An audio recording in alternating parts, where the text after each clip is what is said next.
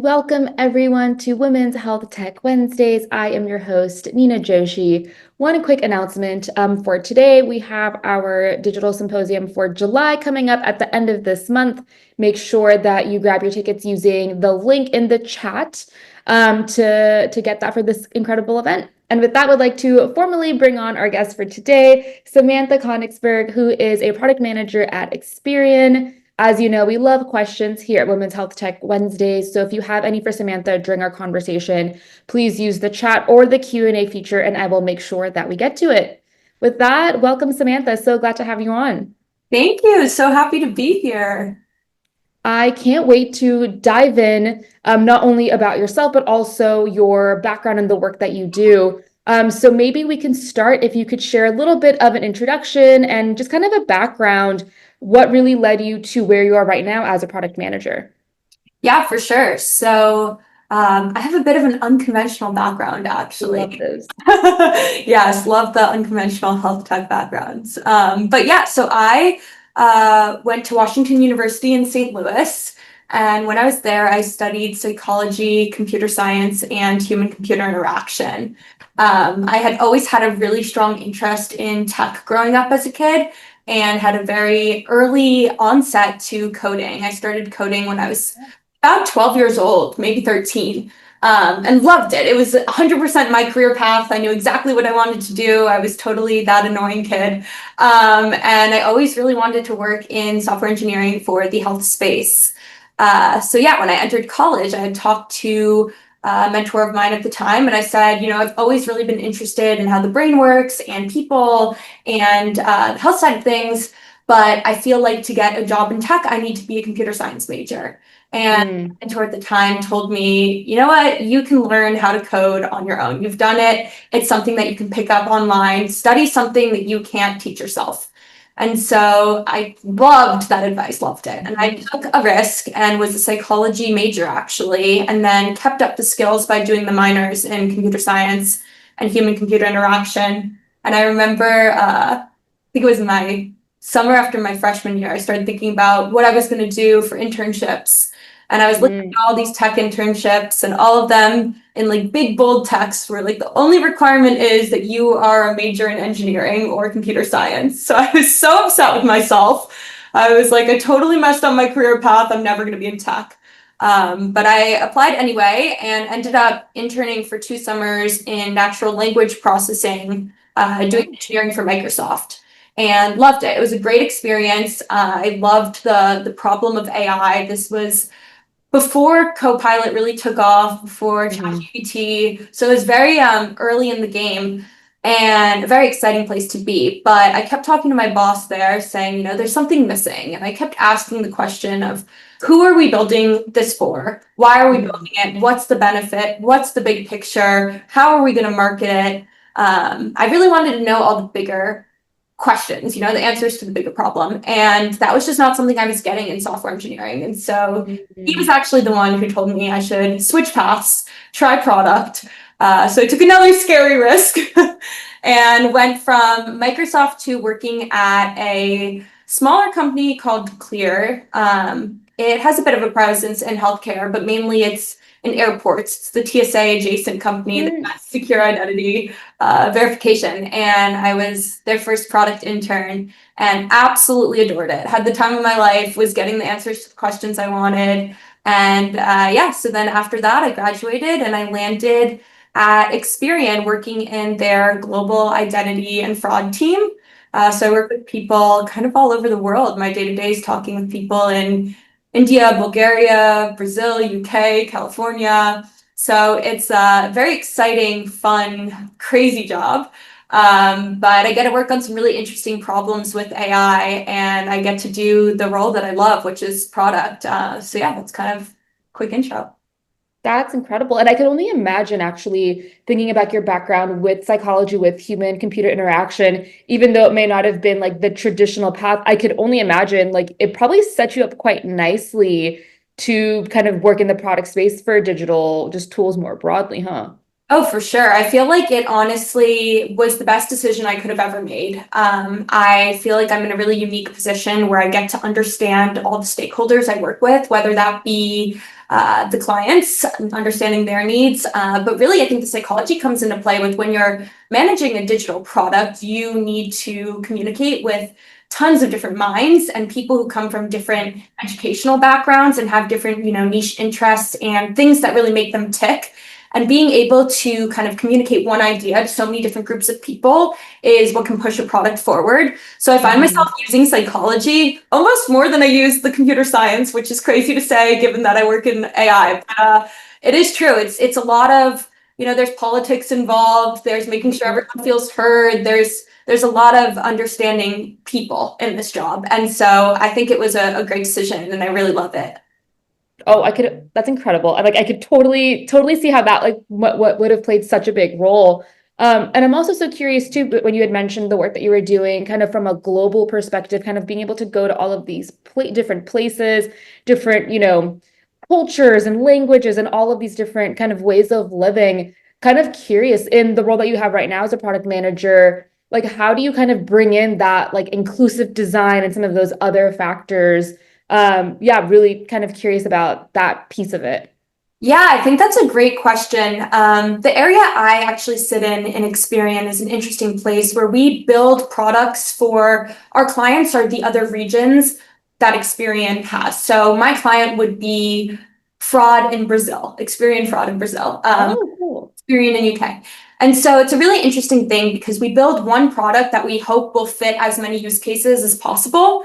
And need as little adjustments on our end as possible to make it easy, and then they sell those out to the other clients. So those would be banks, credit card, things like that. And so you really have to think the entire time about kind of two foundational things. One is, yes, inclusive design. Every culture is different, every industry standard is different, even just data, PII laws are different everywhere.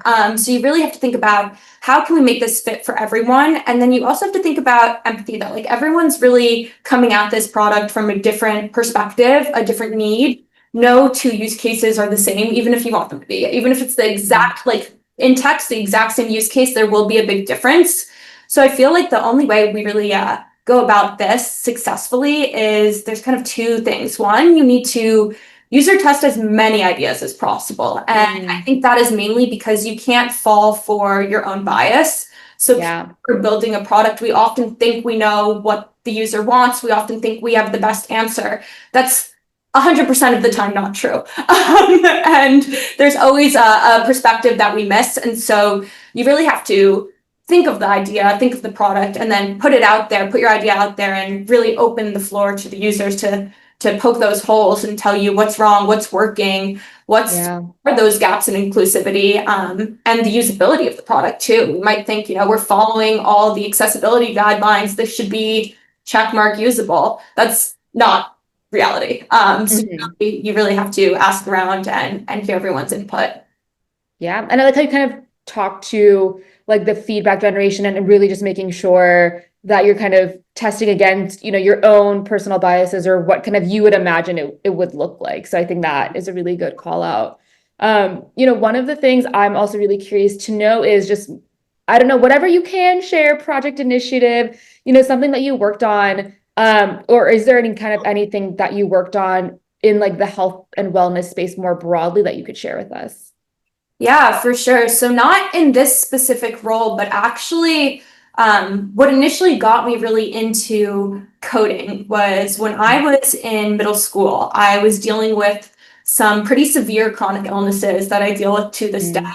And so 6th, 7th, and 8th grade, I was going through these surgeries to remove my large intestine due to a neurological disease I have where my brain doesn't send signals to my intestines to work properly. So the symptoms are very similar to that of a Crohn's or colitis, but it's a completely different reason as to why, you're having those symptoms. And so I spent most of middle school completely homeschooling myself and keeping up with classes and in and out of the hospital. And my surgeries were actually in a different state than I lived in. And so it was when I was in the hospital that I felt so completely disconnected from every single person my age. Yeah. And I felt like I was missing out on middle school, which looking back on it, great time to miss out. Like super, Very true. super happy that that's when I was going through that. Missed nothing, but at the time it felt like I was missing the entire world. And I think it was in the hospital I started thinking about like how can I make a difference in the health tech space? And so Mm, I thought of this idea that was to build an app, and this was many, many years ago, I mean over 10 years ago at this point, but to build an app that was essentially the goal was for it to be the Twitter for the chronically ill teen community, to be able nice. to connect and kind of just have shoulders to cry on and, friendships that were built around something more personal. And Yeah. I don't know why I thought to do this, but I was like, I want to code it myself. I had never touched coding. I didn't even know what that meant. But I thought it would be easy. It wasn't. That was a really silly idea, but it was what got me to start to want to code. So I Yeah. took all these classes and I built out this app starting probably in eighth grade. And I ran this from eighth grade until college with updating it on the App Store, and had at one point, Wow. yeah, it had about like 1,000 users at the time. So for, many years ago, that was very exciting. And I loved it so much. And I think that's actually what made me think I wanted to be a software engineer. But the part that I loved Hmm. most was the interacting with different users, asking different people who were Yeah. ill, like what their feedback was, what they wanted to see, how they wanted to be matched with users. So it was really the product side that got me going. I just didn't know the word for it at the time. But yeah, Awesome. along with the app, there was also this social media page that unfortunately got hacked recently, so it got taken. Mm, But it had probably about 2,000 followers at its best, and it was a place where people could submit their photos to me, and then a description of their illness, what they wanted to be seen, and like what makes their illness something really positive. Uh, hmm. and it was just like a way to give people a platform to kind of express themselves and reframe things, and it became a really wonderful community that was super positive to see and really fun to run. That's amazing. And I think honestly, Samantha, it really just speaks to like the power of passion. Like even if it's in like the job that you are like your day-to-day job or just something that you are pursuing on the side as like a passion project. I think it's like so incredible that that was something that like you saw a need for, had your own lived experience and you just like took it upon yourself to create it and just kind of keep it going for so long, which is very awesome. Thank you. It was a lot of fun. It was a lot of work, but a lot of fun. Yeah, I can imagine. And I'm kind of curious because what you were saying before about the work that's being done to kind of create like the empathy and kind of that human touch. With it seems like just even with the personal example that you shared is something that just comes so naturally to you. With obviously being in like more regulated industries and things like that. Like for you, how are you kind of finding that balance between like the innovation? I know there's something in the space that like is lacking that could be built with you know the responsibility also when it comes to things like data, et cetera. Yeah, it's a really hard problem, and one that I don't think we've quite solved yet with AI. Yeah. Yeah, PII is so important, whether that be in the field I work in, where we're dealing with like social security numbers every day, or Mhm. whether that be HIPAA and health data. It's really challenging when everything is pushing to AI as innovation, and you should use AI in everything. It should be at the core of every digital product. But then there's also a lot of fuzzy laws about what you can feed into AI and what data can be used within AI. And so I honestly, it's a problem I don't have the answer to yet, except that I think at the core of every single digital product, security just has to be first. It has to be center. You have to think Mm, about the end user and kind of put yourself in the shoes too. Like if you were someone who trusted this product and your data got out, how would you feel? It would be a really scary scenario, especially if totally. you're doing such sensitive things. So I think they're definitely in conflict with each other. I think innovation and PII, but you have to do security first. And if there are Yeah. some sort of trade-offs, I don't think security is ever one that can be traded off. Yeah. So hopefully with time, I think people will get more comfortable using AIs, and the guidelines will really, become better. The laws will become better. But for now, I think it's challenging. And I also think it's really challenging globally because this is kind of Mm, going back to what I was talking about. Each country has different guidelines around this and different laws. And so I don't really think that the whole world's aligned yet on how AI plays a role, but Yeah. steer on the safe side.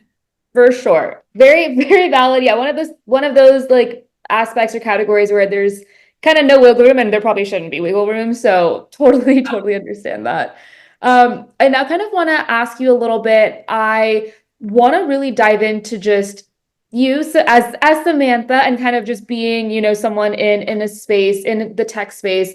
But before I kind of get into that, I'm also very curious for maybe some of our, startup founders on the call that are kind of in maybe earlier stages. They have an idea, they have something that they want to be building towards, maybe actively building towards it. I would love, maybe this could be an opportunity for me to pick your brain on their behalf as a product manager.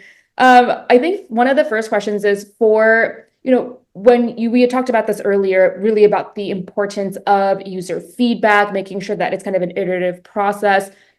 What are some of like the best practices or frameworks that you kind of have used in the past when it comes to just getting feedback? Maybe if you don't already have like, focus groups or things are readily available for you, what are some of like the frameworks or best practices that you typically use?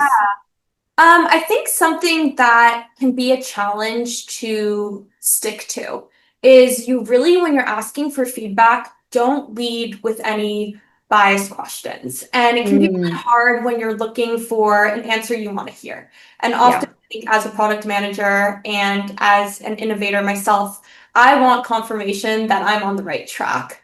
But that's Hmm. actually not going to be what's helpful. What's going to be helpful is finding those gaps and finding the things that you haven't even begun to think about, or things that you thought you were correct about that are drastically wrong. And so questions like, oh, is this something you would like, or would you use it this way, actually is completely leading. So what you Right. want to do is like take a step back and think about how you can kind of just explore someone's Mhm. genuine reaction to an idea or a prototype or a mock-up, and think about like what is going to get the most authentic feedback. And so something you can do is just, hey, log into if you have a Figma mockup or something, log into this website and proceed as you usually would, and just Mhm. watch their behavior. A lot of it, I think, is listening before speaking, and that can be really challenging, but it's really Mhm. important. You need to, refrain as much as possible from saying, oh, or getting defensive too. Oh, I like thought it would do this. Like none of that. If you can, Right. it's a really hard practice. It's really, really, really Mhm. challenging, and it takes a lot of time to learn these habits and unlearn the old ones. Totally. But I do think when you take the time to really craft a script beforehand and really think of like genuine questions you can ask that won't go either way, you Mhm. get much better results that can help you move forward. I love that. That's a great call out. And what 100% agree. I think the kind of the next question I have is for you, what's kind of like the sweet spot for how often you're kind of going back to users for kind of their guidance? Is it after every time a new feature is released or you're planning on releasing it? Do you kind of have like a particular like cadence or kind of moment in your mind where you're like, okay, this is a good time to go back and get some feedback? Yeah, I think it really depends on what stage of the product you're in. I think Mm, oftentimes if you're working on a product that's mainly, adding a new feature here and there, right. maintaining it, doing like software upgrades, that can be the feedback kind of can be less robust, and you can say, hey, here's a new feature, here's a quick easy way to get feedback because it's not going to take that long. Um, but currently I'm working on a product that is pretty new, and so with that comes a lot of feedback, and you really want to get as much feedback as possible. And so I think that can also look um, in different ways. Like it doesn't necessarily, in my opinion, always have to be user feedback. That has to always be part of it. But you can also, if you work at a company, get feedback from every stakeholder you can think of in the company, Totally. different perspectives, whether that be from sales, or that is marketing, or it is, I don't know, design, like every single aspect you want. it's not just that you have to research and get feedback from clients. I think that's something to call out as well. So yeah, I think it really just depends on what you're building. But if you're at the beginning stages of a product, I think your best bet is to go in maybe initially with the idea and then do some heads down time and really take what you learned from that and then go back in again with Mhm. some, okay, here's some proof of concept, and continue that engagement as you go and keep those relationships strong too. Yeah, 100%. I love that. Like, and kind of to that point of the feedback can come in so many different flavors. So really kind of being very open-minded with that, I think is a great call out. Um, I think now would love to learn maybe for folks that are listening that, are hearing your story, are inspired, like I am by your story and being like, wow, like being a product manager sounds awesome. For for them, what are some like for folks that are kind of looking to maybe get into a role or a similar role where they kind of, are able to view tech in this particular lens, are there any particular, feedback or words of wisdom, any advice that you would give to them? Yeah. Oh my gosh. So many, so many. I personally am completely biased, speaking of how I try not to be. I am 100%. I think career. I love it. I think it combines the tech side of me where I really love thinking about, solving problems, but then it combines this really human-centric approach as well. Yeah. What I would say is prepare to be challenged. It is Mm. really, really challenging in a lot of different ways. I think I'll talk about like as a career and then as a woman. As Yeah. a career, you are spending your day like constantly switching contexts of what you're talking about. So I will wake up and have a meeting with designers and then go into a meeting that's completely about the back end engineering, talk about the code and any issues they're having, and then go into meetings with, upper level stakeholders or executives and hear how they really feel this is benefiting the business or not. Go back. It's just your day does not look the same at all any day. And I think that's what I love so much about it. I've always been the type of person who likes to multitask. So if you like to multitask, this is an awesome place for you to be. What I will say is it's still tech, and as a woman, it can still be really challenging. And I think I went into tech in a really naive way, which I think is really lucky. I started so young that I didn't really have any idea what the industry was like and kind of just dove into it and was like, this is my spot. Awesome. Great. I love it. And when I was building Invisible, the app that I talked about prior, I was a one woman team and I was also a kid. And so I think Yeah, people approached me very differently than totally. do in industry. So it wasn't until I got into industry that I did realize how truly male dominated this field Mhm. still is. Um, and that can be really hard. That can be really hard. So I think the Yeah. advice I would have would be seek out female mentors if you can and really like take time to learn from their stories because although a lot has changed over the years, I think their experiences are still very relatable. And so people Mhm. through this before you don't need to reinvent the wheel. You can really like learn from other women. And then additionally, I would say speak confidently. As a woman, I think you need to make noise. Mhm. And I think often women are criticized for making noise, but I would argue we don't make noise enough. And if you Mhm. want to be taken seriously in an industry that is so predominantly male, you have to act like you would take yourself seriously. And so that's something I'm constantly working on, and my boss is constantly helping me with it as well. I actually, as of 2 months ago, have my first female boss ever, which is super Wow. exciting. And like it's a new experience for me. And I tell her every day, I'm like, this is such a brain twist, but it's really fun. And so yeah, I think those would be my advices, my pieces of advice. But I think one more thing I just thought of is if you're Yeah. entering tech at all, you need to be prepared. It is constantly changing. And I think that can also provide a really challenging workplace where priorities are shifting overnight. Like if we look 5 years ago when I was at Microsoft, like AI was definitely a thing, but Mhm. the access to generative AI, the way it is accessible to everyone now, things like ChatGPT, we're barely scratching the surface, and that's Right. crazy that it completely dominates the entire workforce now. So that just I think is like proof of how quickly things really do change. That feels like Mhm. that was COVID times. That was not a long time ago whatsoever. Yeah. It's completely a different industry now. So I would prepare for constant change, and that keeps it an Mm. exciting industry to work in. 100%. That's actually such a good point. It is kind of crazy when you think about like the exponential rise of tech more broadly, but even AI like alone is it's been crazy. Yeah, like I even sometimes like am shell shocked a little bit just being like, "Oh my God." Yeah, Um, it's wild. And, one of the things that you mentioned that I think, myself and it looks like a lot of people, participants also resonated with was really kind of the collaboration and the mentorship of, women in the space.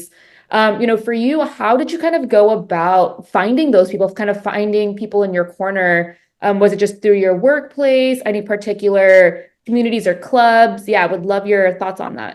for sure.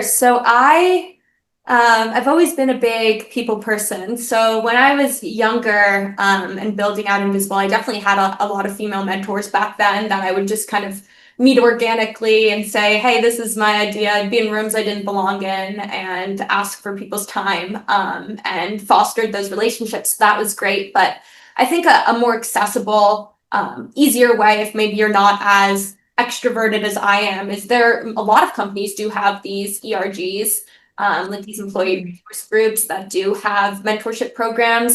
That was the first thing I joined when I joined Experian, was quickly just the women's ERG and joining a mentorship there. And I actually sought out, so Experian does have a health sector.